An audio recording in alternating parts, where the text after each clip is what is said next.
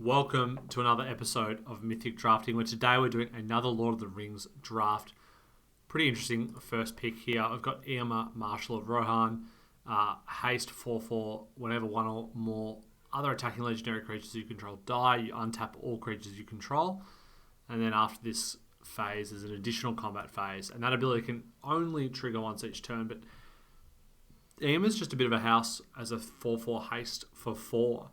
In red, which is one of the best colours, and it's a pretty easy first pick here over most things. I think Gothmog is also fantastic, like 3 to black for a 3/3 that amasses Orcs 1 and gives it Death Touch and all your other creature tokens Death Touch. Gothmog's really nice. That's probably what the person to left will take. And then other than that, I think Flamesmith is fine in some decks. Don't mind Inherited Envelope. And the Black Breath is a good sideboard card, but not for us here in Premier Draft. So Irma is going to be the first pick. And now, pretty interesting follow-up pick here. There's a Saruman's Trickery, Golem Patient Plotter as the two best cards in the pack by far. Then there's also the Glorious Gale, Quarrel's End if we wanted to stay red, but I don't think that has the power level close to Golem or Saruman's Trickery. I think here, Black-Red is still the best deck in the format, and it's still worth trying to get into it if you can. Golem's also just fantastic in general. I think Saruman's Trickery is maybe slightly better, but Golem also works really nicely with Irma in that you can... it's going to be like... They're going to be pretty incentivized to block this thing because it's dealing so much damage, and if it does die, then Irma gets to create an additional combat phase. So, yeah, I think Golem is a good card in general, and Irma is a pretty nice one to go alongside it. And now I've got a pretty easy March from the Black Gate here. I think there's a common and a rare missing, so interesting to know what was taken over the March from the Black Gate. But Troll of Khazad-dûm still here, Improvised Club, Swarming of Moria, but we're going to go ahead and pick up the March from the Black Gate here and try and move into Black-Red Amass here. Not a whole lot for us in that deck in this pack. There's a Black Breath, which is not really where we want to be. There's a Swarming of Moria, a Haradrim Spearmaster. I think we're just going to take Swarming here. It could also take, like, there's these white cards here, but we don't really want to move out into the next colour, and Swarming is a good Amass card, makes a treasure, can ramp you to 5 drops, and yeah, that's going to be our pick there. Now, actually, this pick is a little bit more interesting. There's a Mirkwood Bats, a Morgul Knife Wound, Cast into Fire, and Black-Red. None of those are which are particularly powerful, but there's actually a 5th pick, Saruman the White here. And I think that's what we're going to pick up. Certainly not like locked into these colours here and going to stay open. So Saruman is just the most powerful card in the pack, and we'll pick that one up there. Now another interesting pick here, actually. There's a Haunt, a Nasty End, which are fine in black, but then there's an Oliphant, and I think given our sort of more awkward start here, we're going to want to take the Land Cycler. It's also probably just the best card in the pack, so I like to have some Land Cyclers in my deck. And now, no black commons here. No blue commons we really want to play either. So I think we just take a War Beast of Gorgoroth here and probably solidify ourselves a little bit in red. And then we'll just be figuring out what our second colour is at this point. Wow, so this is actually a pretty interesting pick here. There's an Ugluk of the White Hand, there's a Great Hall of the Citadel, and a Shelob's Ambush. I think you can make a case for Shelob's or Great Hall of the Citadel here. Great Hall could be pretty interesting with Saruman and Golem and Irma, but like we're in black. We can be in black-red, and Ugluk is really nice in black-red, so I think we'd be pretty crazy to pass on it there, and we're probably just cutting this Saruman the White at this point. Pretty unlikely we're ever going to play Oligai Crusher, so I think we'll just pick up a Nimrodil Watcher just in case that black is super cut and we do need to move into blue-red here. Not the greatest card in that archetype, but I think it's worth the hedge pick there. Now I can take a Mordor Trebuchet. Again, don't really love it. I mean, in this deck, it's actually potentially fine. We've got Ugluk, Swarming March, and War Beast, but yeah, I'm not a huge fan of Mordor Trebuchet. It's probably more likely to be a sideboard card here.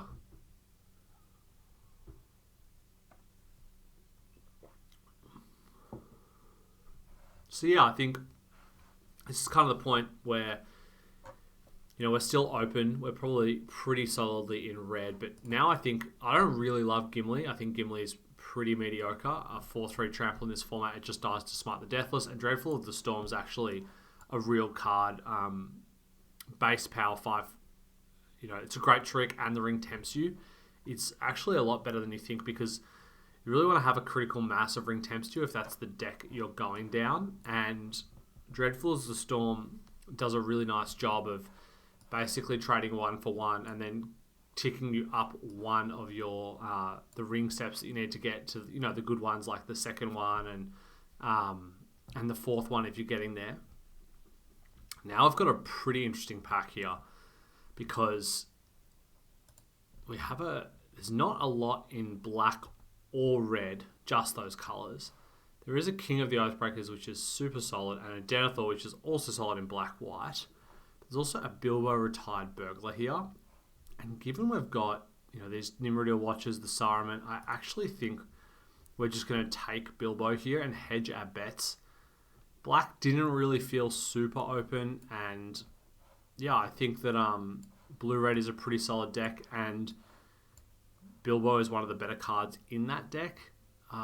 It does the ring tempts you, it creates treasures to ramp you.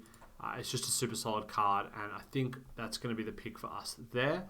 Now I've got a pretty easy Grishnak here, hoping to wheel this Dreadful as the Storm. Yeah, I think that this is a pretty easy pick. For us, we're definitely going to be in red. Masses, which is good in both versions of the deck here that we're sort of straddling over right now. It's also a legend for Eomer, which is great.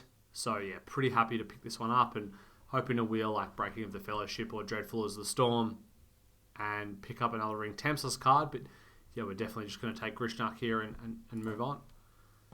There's also like the possibility, oh wow, okay. I was going to say there's a possibility of us playing a few additional colours, but now I think we're just, we're out of this flirting with a blue here and into a pick 3 Voracious Fellbeast, especially with like Shelob and Troll of Khazad-dûm still in the pack. Interestingly, the red common is missing, so someone's taken an uncommon and probably a Smite the Deathless. So, but yeah, we're just going to pick up Fellbeast and move on here.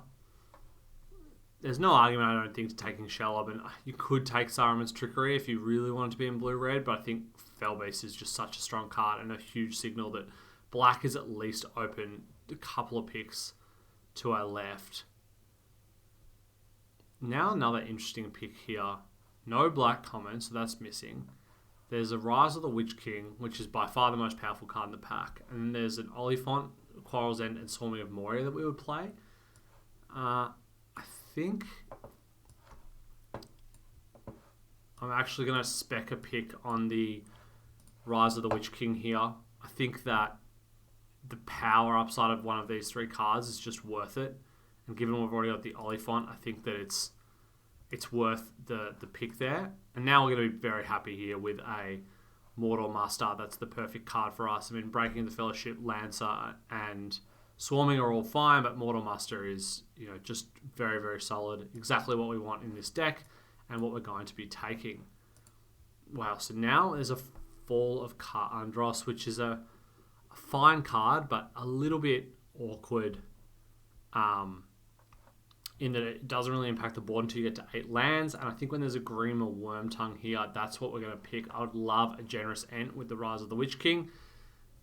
Because it's great to just pitch this to get your forest and then, sack a Mortal Muster and get back your Generous Ent. But Grima with Golem and being able to sack like Grishnak and also the creatures you steal off Grishnak is just great. And now we're going to pick up another Swarming of Moria here, and we're going to just ditch all of these, I think. I think the only one we may splash is potentially Bilbo and Saruman, which we can sort of leave over here in our potential pile. And now we're going to get a nice pick up here with an 8th pick Oliphant.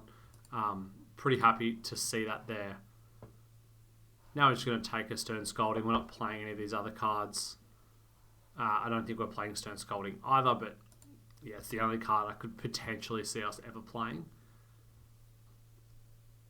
Now I think we just pick up a Snarling Walk. Again, I don't really particularly want to play it, but in case we don't sort of meet the playables there, we may need to play something like that.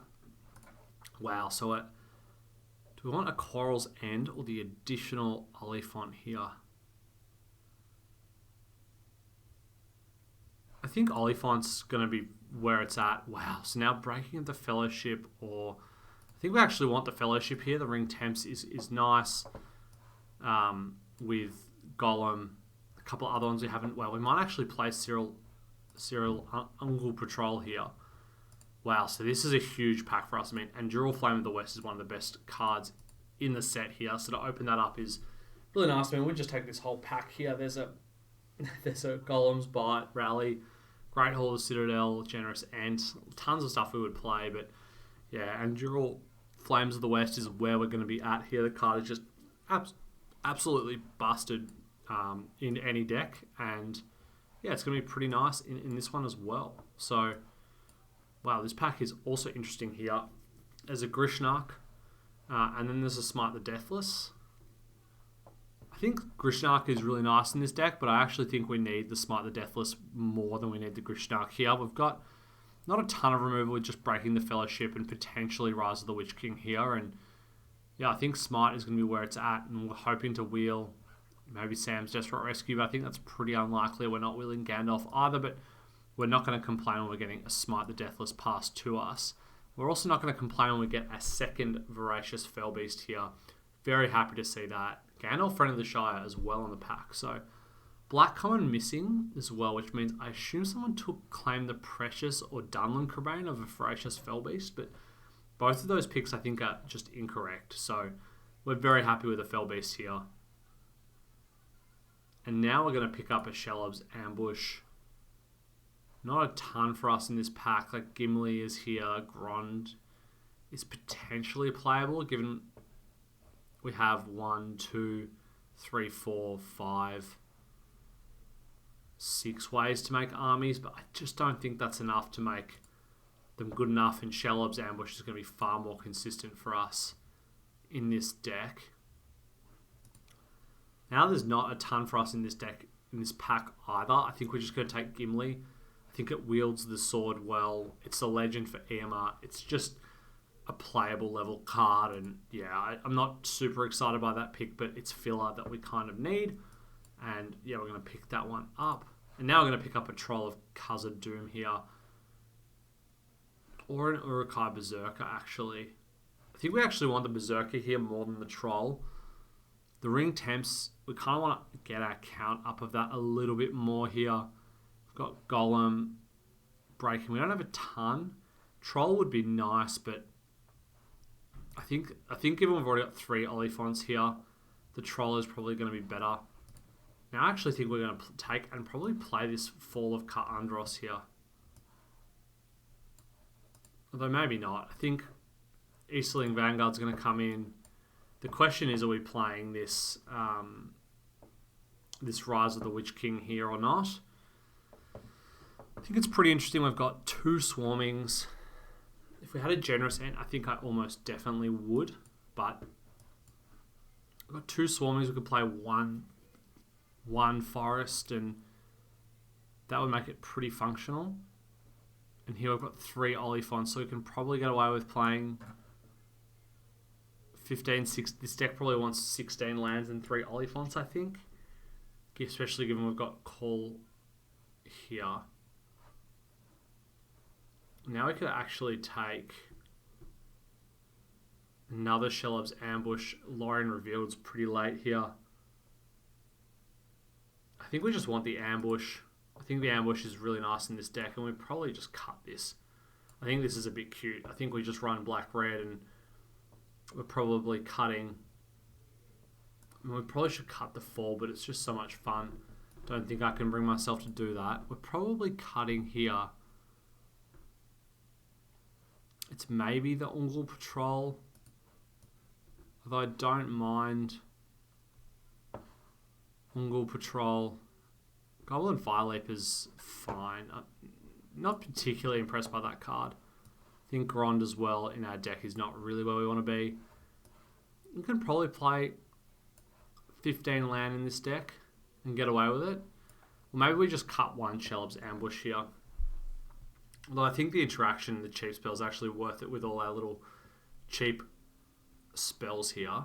Probably cutting a mountain. We probably want to play like 9 swamp, 7 mountain, 3 Oliphant, and then the question is, what's our final cut? I really like the swarming with this like top end here, so I don't really want to cut them. How many 4 power creatures do we have? We have Gimli, Eomer, Oliphant actually works really well with that because you can pump up your other creatures. So I think we'd probably just cut one Shelob's Ambush here over anything else. Maybe I do like the swarming of Morias with the Black Gates and all our other spells here. So I think Shelob's Ambush is going to be the cut. It could be Gimli, but Gimli actually goes well with Shelob's Ambush with like Trample and Death Touch, and like they might block it. Goes well, really well with Andural Flame of the West as well because it just absolutely packs a huge punch as like a 7/4 trample that makes 2 attacking 1/1s. So I think Siroth Ungol Patrol is probably the weakest card. Doesn't really match what this deck wants to do. I think, yeah, that's probably going to be the cut here. And probably actually just bring back the second Shelob's Ambush, which we kind of need given the lack of instant speed interaction here. So that's going to be the deck, and I'll see you for game number 1. Alrighty, welcome to game number 1. Pretty interesting hand here. 4 land and 3 6-drops. But we're going to keep it. We've got the 2 best cards in our deck here, and we also have a couple of ways of accelerating with those swarming of Morias.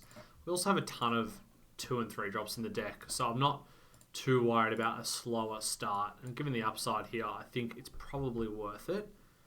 Now, Pelagia Survivor is a nice one from the opponent. We're just going to cast Uruk-hai Berserker. There's an argument to smite the Deathless here, but I think we just want to get Berserker down, and we can always smite if we need to later.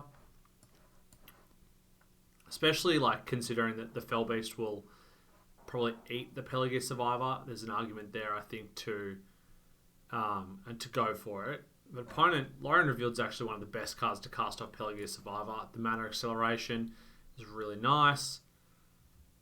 Now, given that land cycle with that, it kind of makes me want to smite this Pelagia Survivor. I think if we don't draw anything, we probably will. Yeah, so let's go ahead and smite this to restrict that mana. And we'll just say go, and now next turn we'll just, if we draw like a land, we won't cycle Oliphant, but if we do draw a spell to cast, then, and we don't draw a land, we will cycle Oliphant, I think, to guarantee us casting the Fell Beast here. Although there is an argument to not, because we could eventually just draw the land, and Oliphant's going to be pretty nice, I think. So now we cast Grishnak. I think we actually want to cast Grishnak here and just get the bodies on the battlefield. And now we'll say go. I think we're going to cycle this Oliphant. I think we just want to guarantee. Actually, if they pass the turn with all their mana up, we might just hold, because if they've got a counterspell, we want to run the Oliphant in. If they play a creature here without mana to cast Glorious Gale, then it's going to be a different question. Okay, so now Arwen's Gift. We're actually just going to hold here because they don't have a threat for us to actually eat with our Fell Beast. So it actually now makes sense to just hold the Oliphant in case we draw land. But we draw War Beast of Gorgoroth, which is equally fine to play here. And now, I mean, we're in the position where if we draw any spell, we can just play it. If we draw a land, we can play Fell Beast. And if we draw like a 4-drop, like Eomer would be a good draw here alongside land, because it would be a haste creature. And we could land cycle with the last mana. Now opponent, Sauron the Dark Lord. Alright, now we wish we had the land. Whew. Okay. That's pretty brutal here. It's going to go ahead and march from the black gate. Opponent's going to get to, yeah, they're going to get to basically that protected from the fell beast here. So I think we just want to cycle, get the land, play land here. And Sauron's going to be very, very tough to beat. Just such a tough card here in that spot. So I think we're probably going to catch an L here, unless they start like attacking with Sauron, and we can get in. But if they've got like counter spells and instant speed spells here, it's going to be very tough for us. Any ring temps, this card's just amazing. So yeah, a bit of a tough one. If we can get some ring temps, maybe we can get in with like a war beast here. But I'm going to lash. We get to amass. Now the army can actually get in, so that's kind of relevant. Because now we can attack, it becomes a 6/6. Then they like can block, and they might... No, so they're going to get rid of that. That's pretty nice. No blocks for us here. Yeah, so the awkward thing with the Fell Beast is it just... Like we cast it and it amasses. But it's still just a flyer. I think we just need to cast it. It's so unfortunate they just get to amass here. Now they get to sack. We're going to attack. Try and chip away here. Opponent black breathing us here. They get to discard their hand if they want to. Sauron just absolutely housing us in this game. Bilbo here as well. So the ring's going to attempt... Wow, they're just going off. So now they get to discard, draw 4. Yeah, I mean, this game was absolutely over a fair while ago. I don't actually even know if we have a way to kill Sauron here. Opponent probably like going to hold up Glorious Gale or something here, but yeah, I don't think we have a way of winning this one. We can cast Gimli and Chump. Maybe cast Gimli and double block is probably our best play at this point. Yeah, I think that's probably going to be it. I think we're just going to go for that, try and kill this, and then we're just going to slowly die to the Bilbo. So, I mean, we probably could have conceded this game a little while ago. And yeah, I think this is just one of those losses. Like sometimes in draft, you're just going to have losses where you probably couldn't have done anything, and this is one of them because, you know, Sauron's like one of the only cards in that situation that just absolutely houses us. And so, yeah, there's really not much we can do. I think they actually should just attack with Sauron there and attack with the 3/3, 3/2. Probably just attack with everyone, and that'd be absolutely fine. But if they have a ring temps them spell, maybe this is viable. But if they had one of those, then they should definitely have attacked with everyone because it'd just be lethal. So improvised club here. Yeah, okay, so it's just lethal anyway. Good game. Oh, is it lethal? I think we just sack this here. We got a 9. We got a 1 here. So it's not lethal yet. They've drawn again. We got a 1. They get to discard. Wow, the ring tempts them again. Sauron is just so good. It's just such a busted card. Yes, I mean, this is just one of those games where you pretty much like are guaranteed to cop a loss here. And that's absolutely fine. So now they can tempt again. They can draw, but they're not going to because they're getting close to decking here.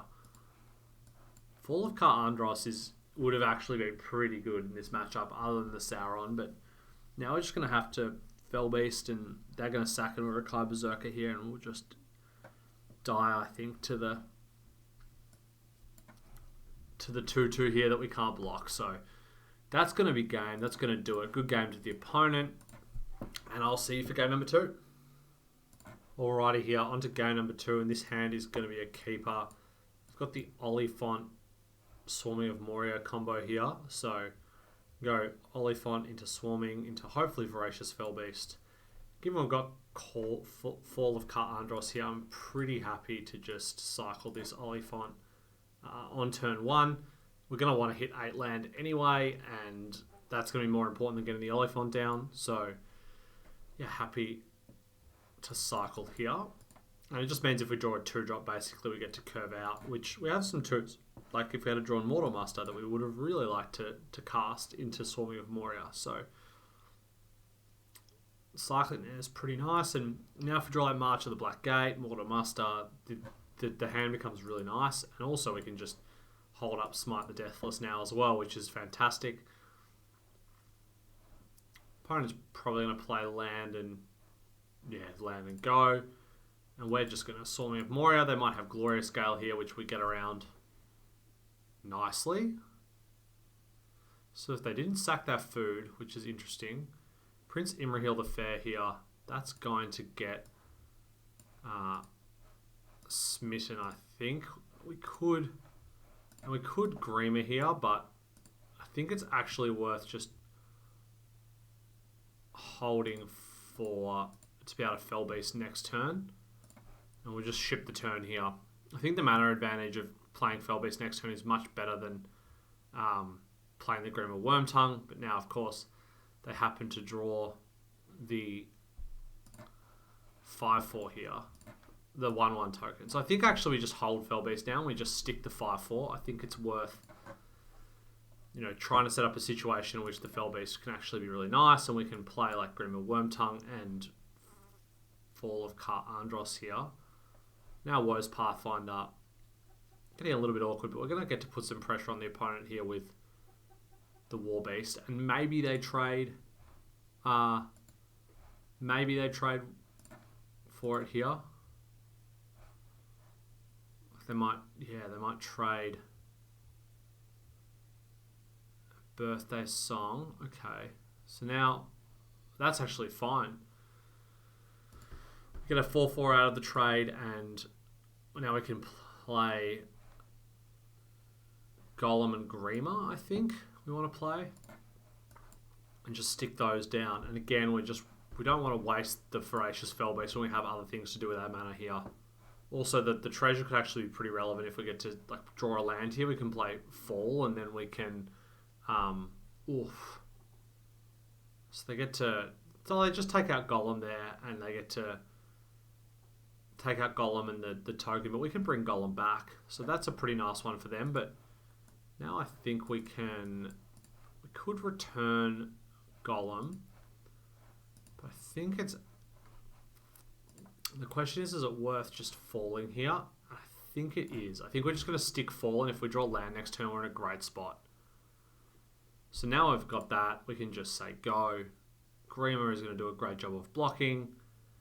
There's not many things in the set that interact well with Fall, and it basically will kill anything that they have in that deck here. So they can play like any, they've got all 5 colours here. We're playing up against an absolute 5-colour brew, but Lost to Legend isn't really going to cut it in this spot.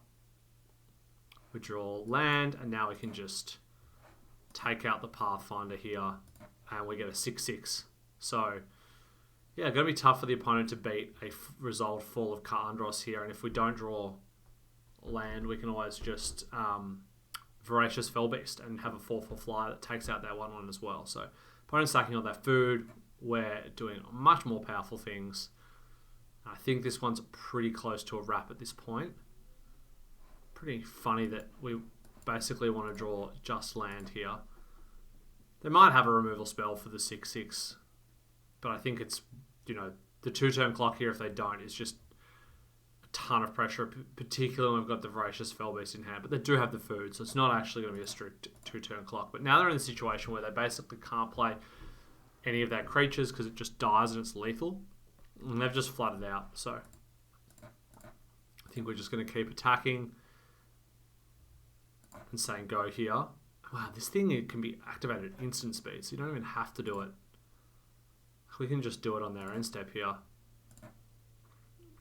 So Fall is an interesting card. Like, it can be very powerful in a more controlling shell. If you've got enough removal and enough card draw, you can actually make this thing work.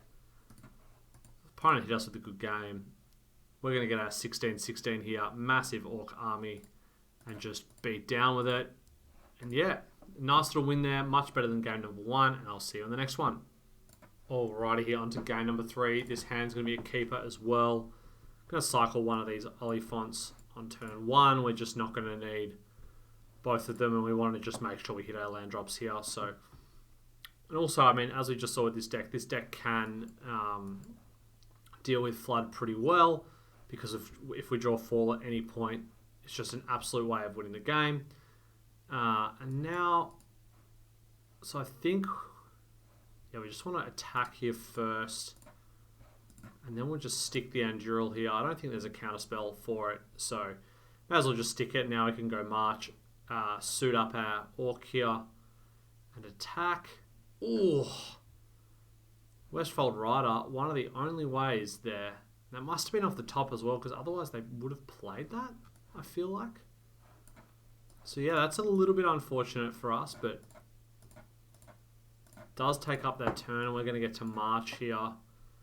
But yeah, I would have loved to suit up with the Andural.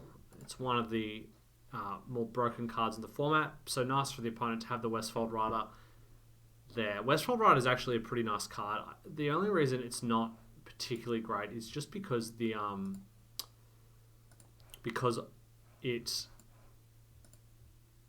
struggles from the fact that it dies to Fearfire foes and the Black Breath, and so all of the X1s are just that little bit worse because of that. So yeah, that is a downside to that card.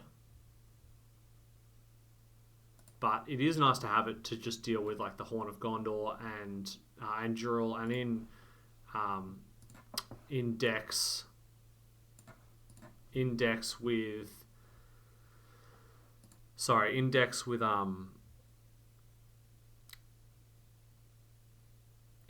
like in best of 3, it's a really nice sideboard card, is what I was trying to say there. Sorry, I was trying to think of what to do now with Shelob's Ambush and Breaking with the Fellowship or casting Oliphant here. So we can stick the font, or we can attack here. Could attack with the 1/1. The awkward thing about this is if we do that, then we can't break into the Fellowship the other one, and the only thing we get to do this turn is ambush. Or we could breaking and then make like Easterling Vanguard smaller. I actually think that line is pretty decent here. So Menel'Dor will deal damage to Faramir here. We want Easterling Vanguard to be our... Let me just bash in here. Now they're kind of in an awkward spot because they kind of have to block, otherwise next turn will be a 3/3, and we just get to ambush here and eat the Menel'Dor. And then we have a food token to gain some life, and next turn we can play Oliphant here. So yeah, I like that line, particularly given it entices them to block. And now we can just stick Oliphant next turn. And if they've got a counter, that's fine, but pretty unlikely, I think, to have one. And if they do hold mana up here, that they're just going to fall significantly behind, which kind of makes me think that they're going to play a spell here, a creature. Yeah, so Fog on the Barrow Downs. We'll just sack the food now. It's absolutely fine. I mean, we're more than happy for the Fog here. That's just a 1/1 left over from the March, and we can always reset it when the Easterling Vanguard is finally dealt with. And we also know that they can't stand Scalding the Oliphant here, so we're going to get to land that one as well. Now it looks like Deceive the Messenger is going to eat here. No, it's not. They've done it in the wrong order, so they just get a 1/1 out of that. A little bit awkward, but those things happen. You've got to do that before declare blocker stage, so after they've attacked. And now Oliphant's going to deal some damage through the Vanguard, because Vanguard's going to be a 4/1. They can block it. But then we get to reset our army token. Ooh, Battle of the Bywater. That's a nice way to deal with the font. And Grima Wormtongue here. Okay, so we could trade Easterling Vanguard. Or we can just... I think we just... go Grima here. And then we just say go. So I think this is worth it to make a 3/3 and get the extra point of life. If they kill Grima, then that's just... Ooh. So Shire Sheriff is going to eat Grima now. That's a bit of a bummer. Now I've got Eomer. Oh, so Eomer's great here. I mean, we just get to Eomer, and then they've kind of got to block. And if they do, we get another combat. So they can't double block Eomer. And yeah, now like the legend dies, we get a 1/1 and we get another combat. So we get to attack with Eomer again. They can't really block it. If they didn't block it last time, they definitely aren't this turn. Yeah, now we get to say, go. That's a great turn for us. If we draw Voracious Fellbeast now, we're in a really good spot. We've got 2 Oliphants. We've got Fall of Ka Andros. So I'm expecting opponent to have a big play here on 6. Given that they land cycled on a previous turn, I'd expect them to have something here. But yeah, they've got to deal with the Eomer. And the 1/1 as well, they're going to have to block both. So, got to have something here. And don't think Storm of Saruman's it because, yeah, I mean, they're just dead now. But they were going to have to block the 1/1. The 2/2, sorry, trade would get our Grima back. But now, they're just dead. And, yeah, Voracious Fellbeast showing why it's such a busted card and getting us a second win there. 2-1. And I'll see you in the next one. Alrighty, welcome back. Game number 4 here. This hand's definitely a keep. We've got Master, Grishnak, Swarming, and Gimli as well. So, yeah, this hand's going to be really nice. We're going to be able to do a lot with it. Eastling Vanguard is fine, but Master should hopefully we draw into a land here, and we do. Yeah, we can either like Swarming of Moria this turn and get in. We could also choose to block here.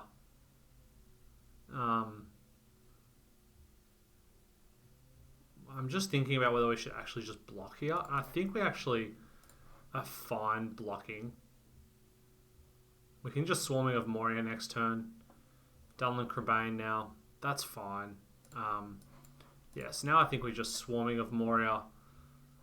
And then we can set up stealing their army token. Next turn. No blocks from us. Opponent has a Captain of Umbar. Now we're just going to go to our turn here, I think. So we could land cycle the Oliphant, first of all. I think what we actually want to do is just... The other argument is to just play Uruk-hai Berserker here and attack. But I think Grishnak making a 4/4 army, stealing theirs, hitting them is going to be pretty good here. Let's go ahead and just take their army. And then we'll just go ahead and swing in with both and hit them for 7. We are going to take some damage on the swing back here, but we can block with Grishnak if we want. Our other option is to just cycle Oliphant now and play the land. I think we actually do want to just cycle here and use the treasure. We want to get the land down. We're going to be having some mana intensive turns here. And it's worth getting down. Because now next turn if we draw land, we can go Uruk-hai Berserker, Breaking the Fellowship, kill the Captain of Umbar. Or we can play like Gimli if we draw land. So now they know our hand. That's going to make things a little bit tougher. I think they're probably going to take Shelob's Ambush here. I think is the card they should probably take. Because it can just deal, like it can make Grishnak deal with the 3/3. Or what's going to be a 5/5 now. Or they could take Breaking of the Fellowship, which is also a little bit problematic. Because if they make this a 5/5, then we can make our 4/4, a 4/4, the Ring Bearer, and be able to sneak under this 5/5 here. So they're going to hit us for 7 damage here.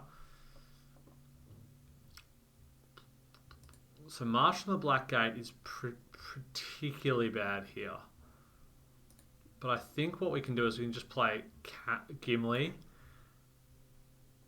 and then attack with the 4/4. And now we're set up to try and win next turn. Because we can chump the 5/5 with Grishnak. Grishnak can get in. Shelob's Ambush is going to help. And if they want to chump, they're going to lose life anyway. We can also play the Easterling Vanguard to chump. This hand's been made a little bit awkward by the fact that we didn't have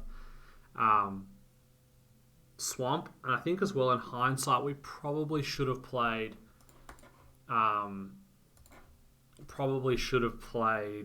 the Uruk-hai Berserker or something different the turn we played the Grishnak and saved it for a later turn. But it's certainly a bit line ball there. I think this hand as well, like being on the draw, this hand is much better on the play because it's much more aggressive. But now, like, we're in a... If we draw a Swamp, we're in a really good spot. Otherwise, we're in a decent spot. The fact they took out Shelob's Ambush as well was a bit tough. But now I think we can just attack with both here and force them to sort of chump.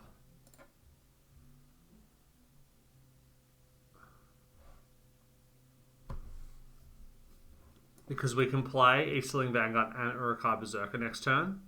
Yeah, so now we let this go. We put them to 4.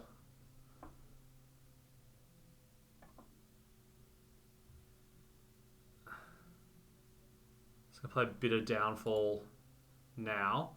And now we know that our spells will resolve as well. So now I can just start out by playing Uruk-hai Berserker here. Because they might have Stern Scolding. I'd actually rather the Vanguard because it can block and leave a body behind.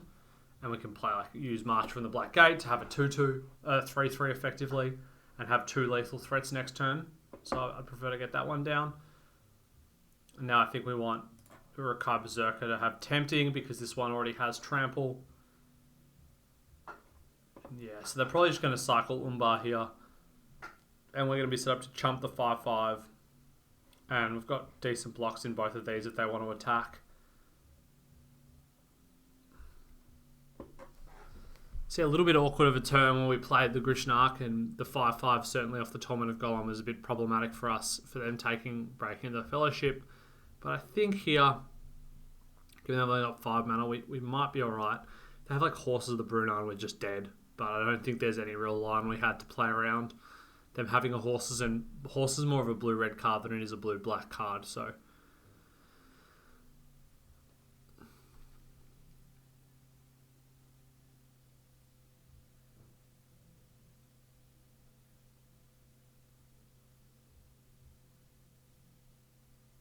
The opponent just taking their time to consider here. I think if they had Horses, they would just slam it. Treason of Isengard to put that on top is interesting. So now I think we can just swing with everyone here.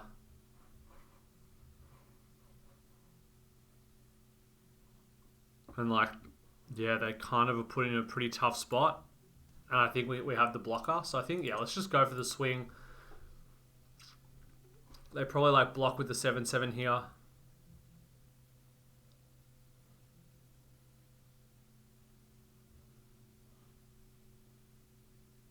And then we'll just give it Death Touch. So now I think we just give Gimli Death Touch here.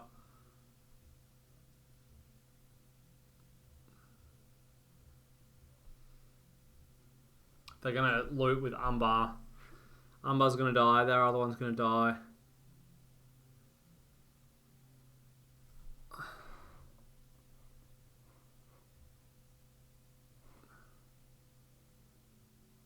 They can't use a bit of Downfall until something's dead. So, Golem's Bite, okay. Well, Golem's Bite's actually pretty nice there. But, yeah, the other thing as well, I wasn't 100% sure on that interaction, but I'm pretty sure Trample and Death Touch allows us to do 1 and then do the 4 damage. So, that worked out quite nicely. Managed to sneak the win in there with a pretty aggressive draw. We're 3-1, and I'll see you on the next one. Alright, on to game number 5 here. This hand as well is going to be a keeper. I think probably Easterling Vanguard first, although Mortal Master on turn 2 is probably better than Vanguard, it can't be countered. Although now I think we just play our Vanguard here. Given we've got Anduril, we just want to get the best body on the battlefield to play Anduril, and this as well. Like if they go to kill this, then we'll have a creature left over at the end. And now like they might have Glorious Gale here, but that doesn't counter Anduril Flame of the West. We're going to cycle Oliphant here, and now next turn we're going to get to muster and equip, and hopefully a resolved Anduril against blue-red is usually good enough. They don't really have any great ways to deal with it, especially this early and without them having a board presence. Rohirrim Lancer, not really going to be the trick here. Let's go ahead and just equip Anduril. They might have like Soothing of Smeagol in this spot, but I'm not particularly concerned because we can just replay it and do this again next turn. Okay, so they're going to use 2 cards effectively here to deal with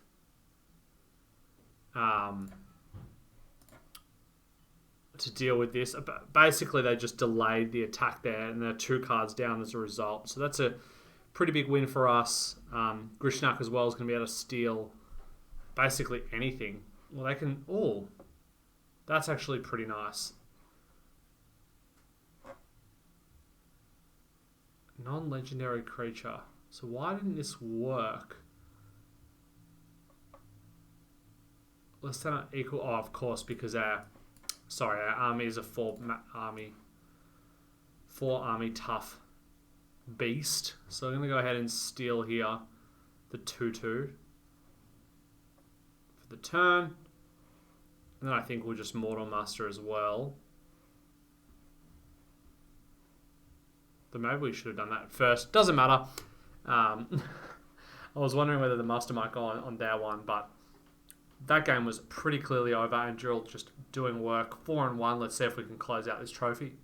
Alrighty, onto game number 6 here. This hand, again, is going to be a keeper. We've got Smite early and a bit of a slower hand this time, but Smite into Gimli into Irma.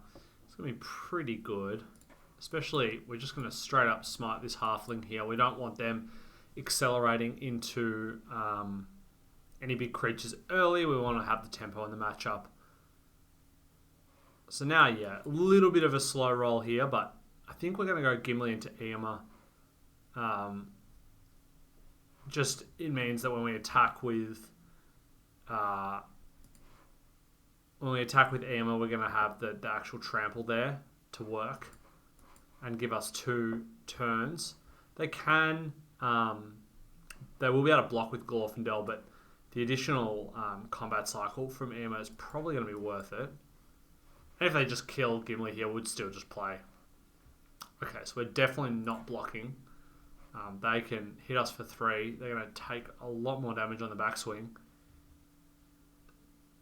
Strider Ranger of the North here. That's absolutely fine. Let's go ahead and slam Irma here and just get in. They're probably going to trade Strider for Irma, but no, they're not. Okay.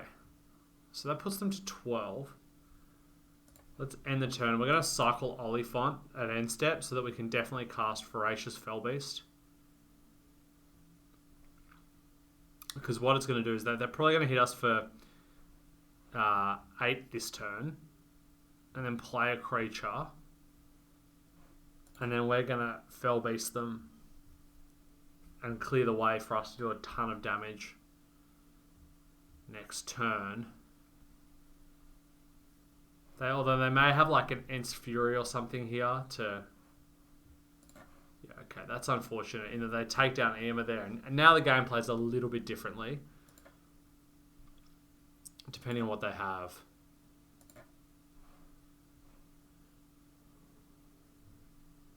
So they're going to hit us down to 9. Alrighty, so we're going to cycle the Oliphant here. Opponents had no plays. And now this allows us to deal with one of their threats and keep the pressure up. Or we can just play Anduril and equip here. But that doesn't kill them. So I think we just want to attack here, and we can do the sword play next turn. I'm going to see what opponent... They might have something here. Triple green. I don't think there's any like untap effect. No, so we just get to hit them. And now Voracious Fellbeast is going to get to clear the Glorfindel out of the way here. And then Anduril should mop up the mess next turn for the win. Because Gimli equipped with it, it's going to be a 7/4 that creates 2/1/1 attackers, and like if their creatures die, they're also going to take damage. So we should have a lot of power and toughness and threat to opponent's life total. Strider is a nice card. It just still does a ton of damage, but no blocks from us in this spot. Going to go to 4. A little bit scary, but opponent's got to have some stuff in order to prevent themselves from dying here. And now I think we just suit up Gimli.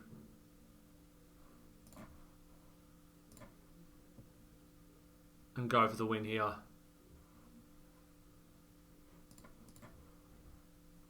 The question is, do we need to attack with Voracious Fellbeast? I think the answer is probably no. I think we'd probably just want to... This is going to deal 4 plus kill a lookout, and this is lethal by itself. If they have something, I'd rather just 2 damage for this kills. Fellbeast attacking. Because I'm trying to think like having the Fellbeast back to chump the Strider if we need to, and then attack with the other tokens is probably actually worth it. So let's just go ahead and just attack with Gimli here. And hold back the Fellbeast. So now Galadrim Bow. Okay. So now I'm glad I didn't attack with Fellbeast, because it means that it doesn't just get eaten. We can take down the Strider, and now we're like basically a lock here to win the game, because we can just block the Lothlorien lookout, suit up our Fellbeast, and get in here. Rangers fought. Oh no. Okay, so we... I think we should have attacked with Fellbeast then. Wow. Did not see that coming. That's actually pretty sick win for the opponent. 4-2, and we'll try and bounce back in the next one. Alrighty, on to game number 7 here. This hand is definitely a keep. Got Vanguard swarming into Oliphant, and then the Fall of Ka Andros. Now we've got March of the Black Gate as well, so we're just going to cast this on turn 2, I think, with Swarming. It's a pretty nice little combo, especially when the opponent has just played a Lembas and a Wizard's Rockets. Not impacting the board, no threat of them countering one of our spells here. And yeah, that last game, a little bit tough of a loss. I think if we attack with the Voracious Fellbeast, it doesn't necessarily change. They have to block the Fellbeast. And Gimli would have... They have to block the Fellbeast in that spot. And then Gimli would have dealt the damage. So I think actually attacking with everyone there was actually the better play. But yeah, so I think that was actually a mistake on our part. We should have just swung out. We got a little bit cute trying to play around with things that we probably didn't need to play around, and just needed to try and ship as much damage as possible. But also I think Ranger's Firebrand into Galadrim's Bow is also a pretty rare combo of cards that is difficult to anticipate. And so maybe it was actually fine to just pass there, to hold back there and play around some other things instead. But now we've got to focus on this game. Looks like we're up against a base blue deck here, but we're going to just start by getting in here. Got a 4-4 on turn 3, and we're putting the pressure down.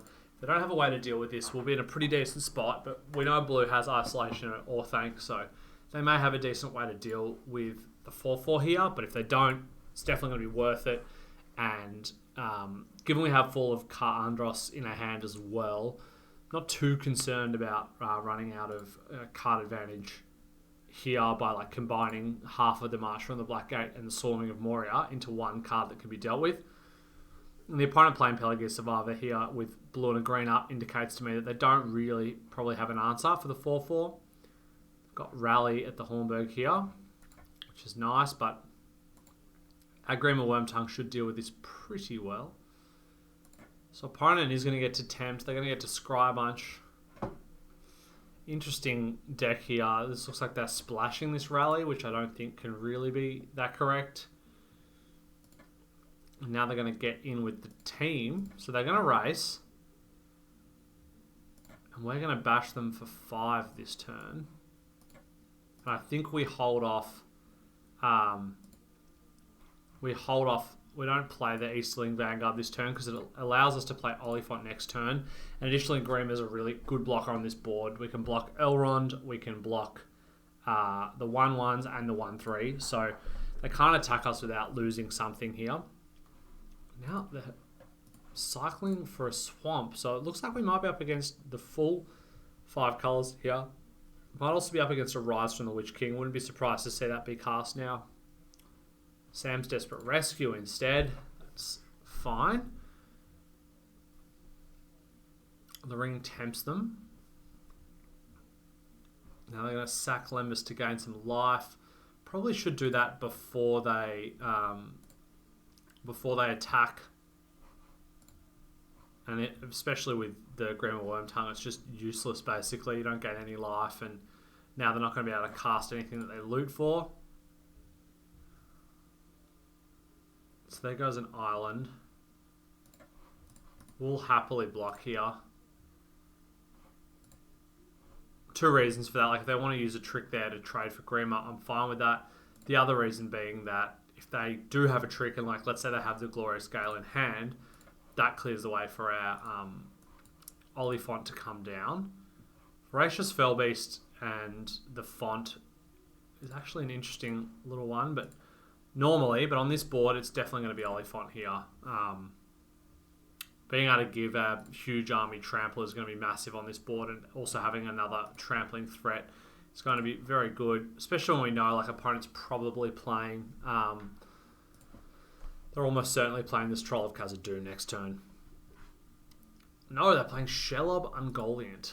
Okay, well, that is certainly a card. Now we can't really attack because they just eat. They just eat our dude here. So, okay, I think we just need a Fellbeast and just say go for now. They're going to sack that 1/1. We know they're going to play the Troll, but we've just got to survive until we can cast Fall of Kar Andros here and hopefully start dealing damage with it as well. So here comes Troll of Khazad-dûm. Does have Death Touch and Ward. Can't really attack us though with Shelob here. And Shelob doesn't have reach. So we're going to be able to get in with the old. So they're going to loot here. I think actually we just win now. Because I think we win. We have 4 in the air, that's 7. And then we're going to have 7, 9, 15 trample. I think they've got 8 toughness, that's 7 damage. Yeah, I think we've got the win here. So we just go ahead and block this. We take 8 down to 6, and then we'll just attack through for the win, I think. And Grima can attack, but we don't necessarily need to. Our turn. So I think we could just go ahead and play this first. And then just play out a land. Ship with everyone except for Grima. And then give the army trample here. So they're going to double block there. This fine will kill the Troll. They take 13 and they're just dead. Okay. Nice little bounce back there. 5-2 with 2 more games to go. Alrighty, on to game number 8 here. And this hand is definitely a key. We've got Master into Moria into Gimli. And then if we draw another couple of lands, we're going to have Voracious Fellbeast on turn 5 to top that curve off as well. So this is a really nice hand. There's the land we need. We just need one more land now. Ambush as well with Gimli is a great little combo, as we saw in one of the previous games. So this hand's looking really nice. Grima is an option, but I think we're just going to get 3 power and toughness on the board here and smash in. Opponent doesn't have a way to deal with that, and now we're looking in a pretty nice spot. We can cast Gimli next turn, and then if we just draw a land, we can cast Voracious Fellbeast, and if not, we're going to be drawing spells. Going to be in an equally good spot here. And there's that land we need. See, I'm feeling pretty good about this one. Going to get in for 3 here. Opponent just got Samwise the Stout-Hearted here, so I'm going to get in with the ring. Looks like they're going to block.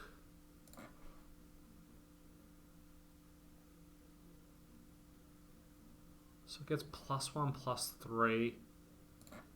So 3/4. I think we actually just...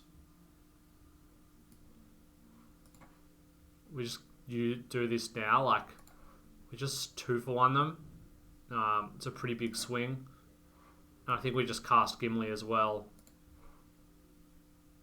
For the tempo here. Like, it'd be nice to cast Fellbeast, but otherwise we have to next turn, but otherwise we have to pass and we can't cast anything. I think this is just much better from a tempo perspective. Now our decision is between casting March and Grima. I think they're probably just gonna... I think actually just marching here. No, I think we just want to play Grima, actually. Because they're going to block Gimli, exactly. And then this means that if they do have removal for the 3/3 next turn, we don't want to like put all our eggs in that basket. And Grima allows us to just lock, prevent them from gaining life. And also like we can sack a 3/3 in response to reamass if we need to. And now as well, like if we don't draw a swamp here, we're going to be able to march and get past. Shelob's Ambush also allows us to do that. But I think here we just want to put the pressure on. Make it a 4/4, bash in. And Grima as well can turn a legend into a new army for us. So this also means we have lethal next turn with Ambush if they don't block. We also just have lethal because it's going to be a 6/6. We can then sack it. So yeah, there's the Lash. So now we'll just sack it in response. Sack this. It would be lovely if it was a legend and we could get the new token, but can't win them all. Sam's desperate rescue to get Faramir back. Okay. They're probably going to attack us this turn, I feel like. Wrong land here. So that is a bit unfortunate.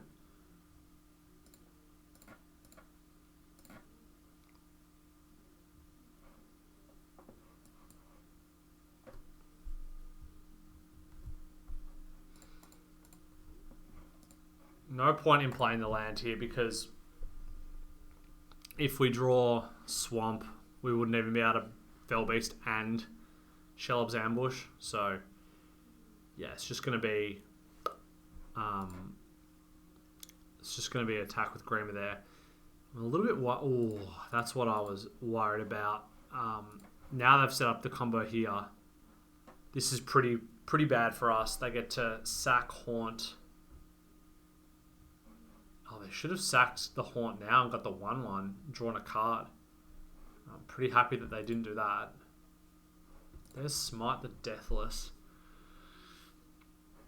So now I think we want to attack here with Grima. They're going to block. Double block here, okay. Let's go ahead and Shelob's Ambush here. Now we get to take out the Ungol Patrol. They don't even get to kill our Grima here. So this is a really nice turn. And we get to snipe down the Faramir. So I think what the opponent should have done is they should have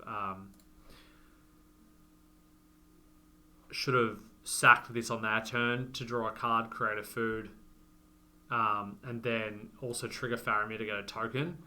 Whereas now they're going to lose their legend. We keep Agrima. They didn't know we had smite, but we get to smite Faramir as well, and they're left with no way to recur. So pretty nice turn for us that turn. Off basically a 3-for-1. They have got an Esquire for the king, but that's not going to do anything on this board unless they have a way to give it the ring 10. So then I say that, and they do have the way. So now they're probably going to attack here. Although they could... Yeah, they're going to return the Haunt. Okay, so now that's a reason to play the land here. Let's go ahead. I don't want to actually trade Grima here. I think we just want to play Fall. Now we're in the great spot where like they were clearly trying to make this game go long and survive. But now we get to just... like we're going to either draw spells or we're going to draw lands to get towards Fall. Now, the dream would be we draw a Swamp. And then we play Voracious Fellbeast. And then every single land we draw from that point on is a live draw. Mortal Master, interesting. They can't really attack us.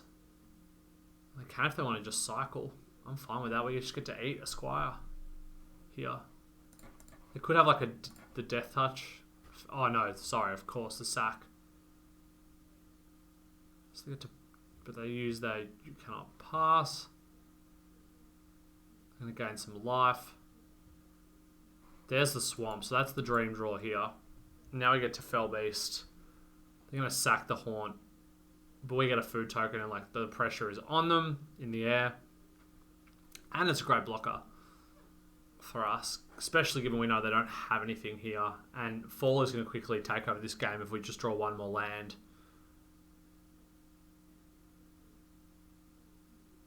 If they attack with the 3-2 here, we're just not blocking. I mean, we're not blocking because it kills. The Squire of the King will kill it.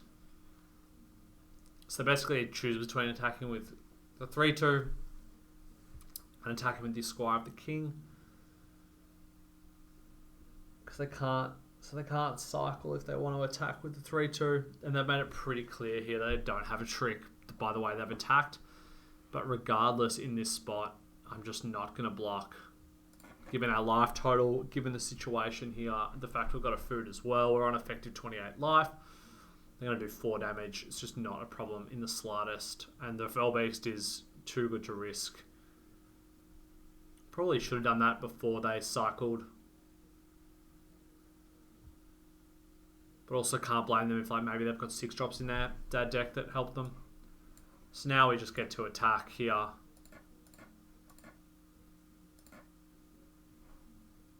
And then we will just take out the Esquire of the King here and get a 6-6. Ooh. So nasty end. Wow. That's a spicy... Into a Fellbeast. That is a spicy one. So maybe like nasty end's an argument there to just wait until the end. Till their end step. I don't think they're going to have another one here. I still think we're pretty heavy favourites. So we can just start... I mean, we're still just sniping their creatures off the battlefield and getting our own creatures here. I mean, this is a lethal threat now. So, and it also blocks all their creatures. So I think hopefully we should still be live to win this one. The fact we're at such a high life total really does help us. Ring's going to tempt them now. So that Haunt's going to deal 4.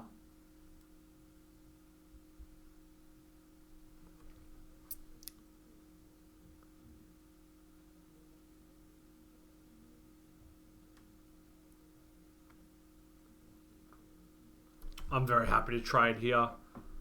We're in no rush with a Fall of Karandros here. We can just go ahead and trade.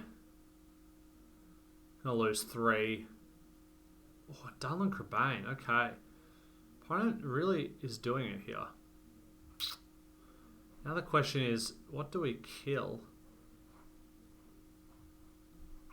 I think we actually want to let them attack first. Let them get the loot, ping this haunt, and then block the stalwarts of the Skiliath. We can also just decide based on, like, if they attack with everyone. I'm going to attack with everyone here.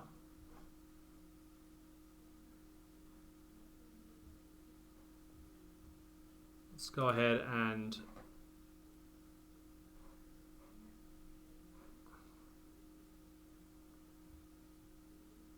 I think we actually sniped this. We got 3/3 at trades, whereas I think we actually just take down the haunt here. Because we get a 6/6 and it's lethal, so we just block here. We take the damage, and now on the crackback we should get the win. Build a pony. Okay. Get 2 food and a nimble hobbit. Alright. Opponent is doing it. I have to give it to them. So here I think we need to just... Oh. So now they can sack this to get food. And tap something down. I'm wondering if we just play Oliphant and play Golem here and have blockers, and then we can just try and kill them next turn. I think that's probably the line here. I just think that if we fall here, we don't kill them, and they actually will kill us on the crackback. So now we just need to... Wow, opponent has really played... The deck's really nice. Like, they're doing a lot here to stay in this game. They're going to be able to bring back Haunt as well, but it's going to be tapped. So that's a nice win for us, in that they don't get the extra body. Now they can tap down the 6/6 and we have to chump, but the 6/4 can deal with Build a Pony, and depending on how they attack, they're also just dead on the crackback with fall. So tense situation for the opponent. They're also going to be on 12, but if they just leave Dunlin Cremain back, then this is a 13/13. Also, if they don't kill Oliphant, it's going to be a Trampler. They've only got 1 card in hand.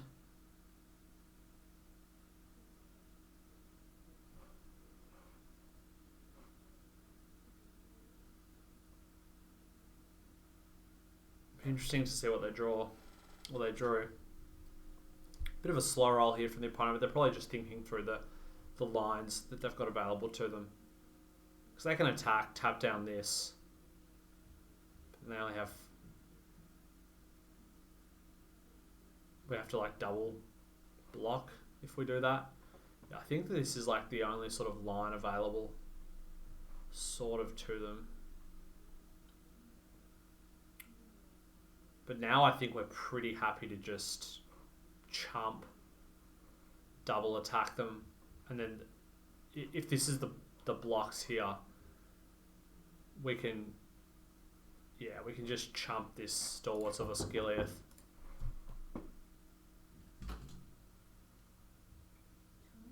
Alrighty, now we get to make someone our ring bearer. It doesn't really matter who. I think probably just the...